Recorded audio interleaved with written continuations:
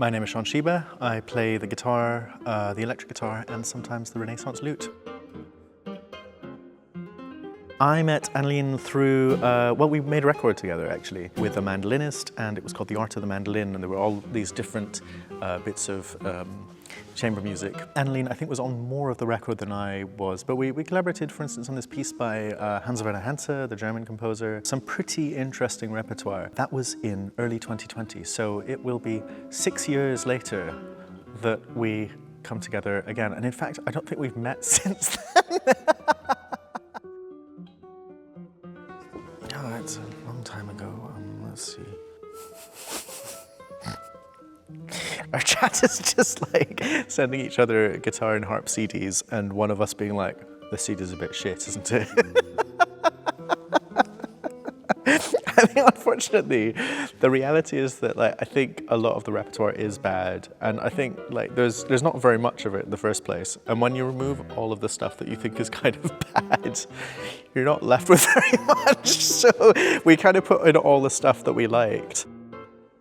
I think there is a natural sympathy between guitar and harp. It blends well because we both produce sound using the same mechanism, the same technique. And so when it comes to arrangements of things like, Vivaldi or Bach or something, it might seem like an obscure texture, but I've always found it to be really pleasing.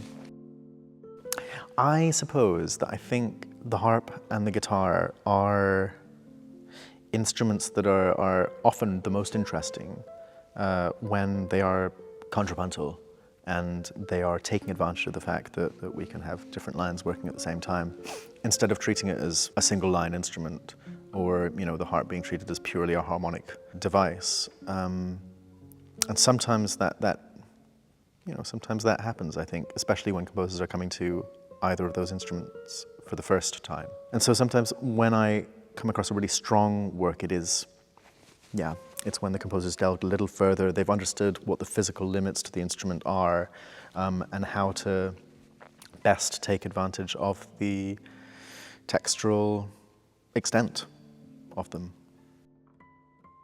I think recitals are about storytelling, and those stories can begin from a number of different places. So sometimes you are actually trying to retell a myth or a ballad, and then there are obvious narrative points that you want to emphasize through the inclusion of music that might be associated with that. That's one way. Another way is simply that there are pieces that you have to play, you want to play them, and you're trying to find the right foil for them. Or at least that's the way that I've often come to it. So there might be a piece of contemporary music, and you want it to be heard in a way that means that it registers as well as possible to new listeners. And I think that especially with contemporary music, it is often heard out with an environment that best suits its appreciation. It can often contain textures that are unusual or astringent. And I think the placement of contemporary music is really important. So I think when I'm coming to new works, I'm often thinking of how best to provide the ideal listening position for this so that new listeners don't find it unwelcoming or something like that.